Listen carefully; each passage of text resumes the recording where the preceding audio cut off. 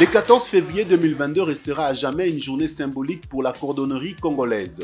Après avoir suivi pendant plusieurs années les processus d'incubation des boutiers à l'incubateur cuir de la NADEC, ex-OPEC, 4 d'entre eux ont décidé de lancer la marque Jurolami. Ju comme Justin, Ro comme Rollin, La comme Lazare et Mi comme Michel.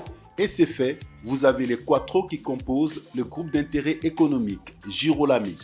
Pour la présentation officielle, toute une journée a été consacrée dans un endroit sacré, un cadre de luxe et surtout un cadre idéal pour cette journée spéciale. Le 14 février 2022, jour de la Saint-Valentin et journée choisie pour l'ouverture officielle du restaurant Le Baron sur l'avenue du Livre dans la commune de La Gombe. C'est par une cérémonie officielle qu'a débuté la présentation de la griffe Jurolami en présence du directeur général adjoint de l'Agence nationale de développement de l'entrepreneuriat congolais ANADEC, Nicolas Kalimira, la sous-directrice Seyet Seya et le manager Roger Vidi de l'incubateur, le cadre et agent de l'ANADEC ainsi que plusieurs invités. Après une brève annonce du programme du jour, les modérateurs de la cérémonie ont invité les managers de l'incubateur cuir de l'ANADEC à présenter une historique de la nouvelle griffe. Il faut convaincre, il faut savoir qu'on n'est pas le seul, il y a tout un tas de choses, des paramètres. La cérémonie se poursuivit par une mise au point du quattro qui a lancé sur le marché des chaussures la griffe Jurolami. Question de présenter les motivations de cette initiative que le DGA Nicolas Kalimira et la sous-directrice Seya ont encouragé tour à tour. La cérémonie officielle de la présentation de la griffe Jurolami s'est terminée par l'exposition et vente des chaussures. Le directeur général adjoint de l'ANADEC était le premier acheteur, lui qui considère les incubés comme des bébés dont on doit s'en occuper. Il promet de faire le lobbying pour l'aménagement le plus vite possible de l'espace industriel à Limete destiné à la jeunesse de demain qui a pour modèle ces génies créateurs d'aujourd'hui, qui viennent de prendre cette initiative qui cadre avec les objectifs de l'ANADEC de lutter contre le fléau de chômage. Nicolas Kalimira promet aussi que la direction générale va user de tout son pouvoir pour faciliter l'acquisition des matières premières qui est à ce jour, pour les incubés, un des plus grands défauts. Tout ce qui fait défaut, c'est la matière première. Ils sont obligés d'importer cette matière première-là, alors que nous avons tout ici dans notre pays. Donc, nous essaierons par tous les moyens, par tout ce qui est, par ce qu'on a comme pouvoir, d'essayer de leur permettre d'accéder facilement à cette matière première-là à un coût moindre. Ce n'est que cela, c'est à partir de ce moment-là qu'ils vont essayer de dégager de la marge, pourquoi pas engager, pourquoi pas diminuer tant soit peu le chômage des jeunes qui sévit dans notre pays. Nous sommes en train effectivement de faire un lobbying pour que notre bâtiment à Limete puisse se terminer. Nous devons avoir de l'espace. Cet espace-là qu'on aura, on le mettra à disposition des jeunes entrepreneurs, aux autres incubés. C'est la première génération, mais il y a déjà une deuxième, troisième qui est en cours.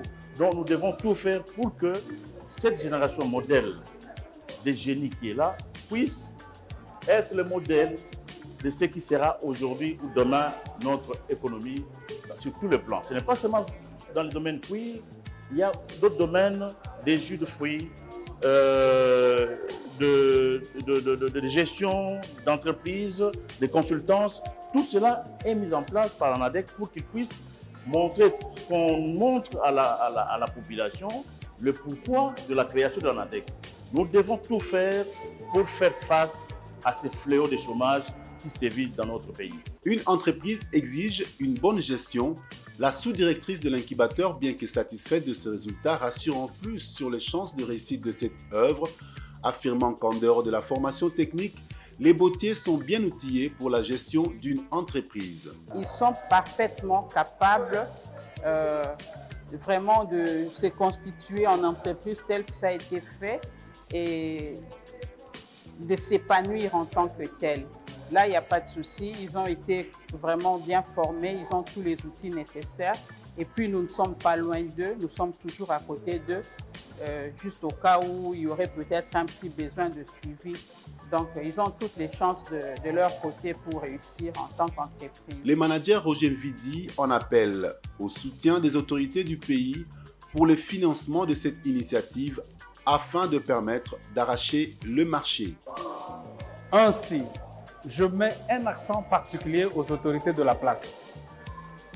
Permettez-moi, je m'en vais aussi lancer ce message au chef de l'État qui, dans son discours, ne cesse de dire « Je ferai des Congolais des millionnaires par l'entrepreneuriat ». Voilà le modèle que vous avez. Voilà l'exemple que vous avez. Voilà l'échantillon qui a été mis sur le marché. Soutenez cet échantillon sur le plan financier. Parce que les 2 formations, ils ont déjà terminé. Ils ont du génie, la formation managériale pour pouvoir gérer leurs propres entreprises. Mais ce qui manque, je ne cesse de le dire, c'est le financement.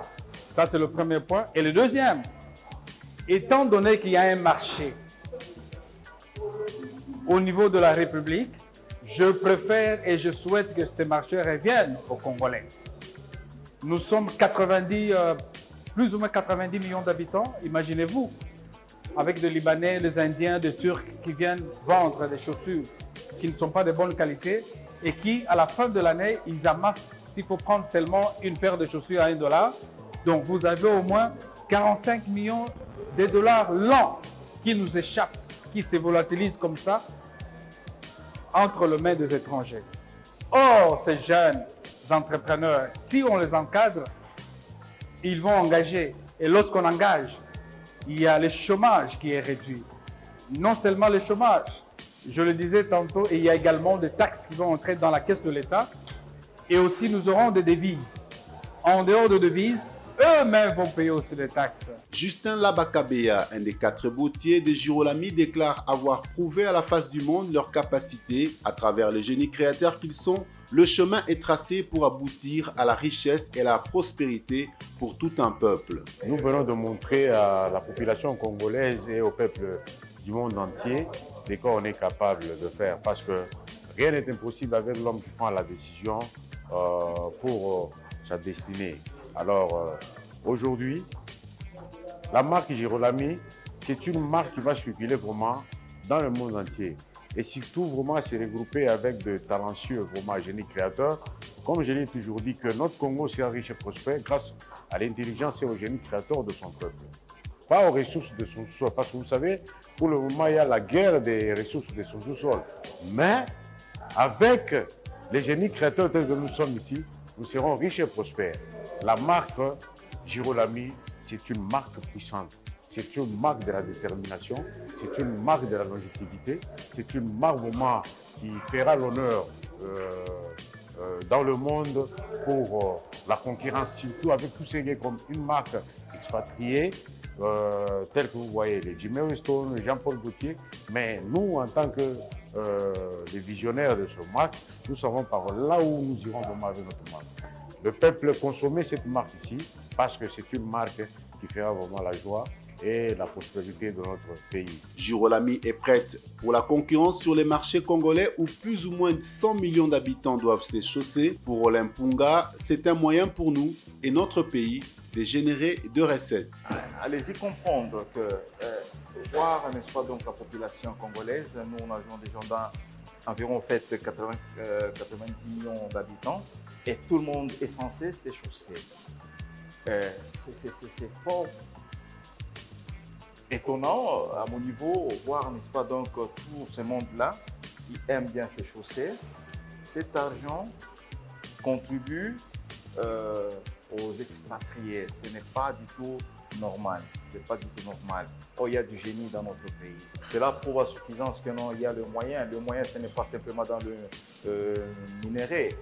Ça, c'est vraiment une valeur ajoutée dans ce qu'on est en train de faire, surtout en matière de cuir. Surtout en matière de cuir, je vous dis, c'est vraiment une valeur ajoutée. Rien ne nous manque.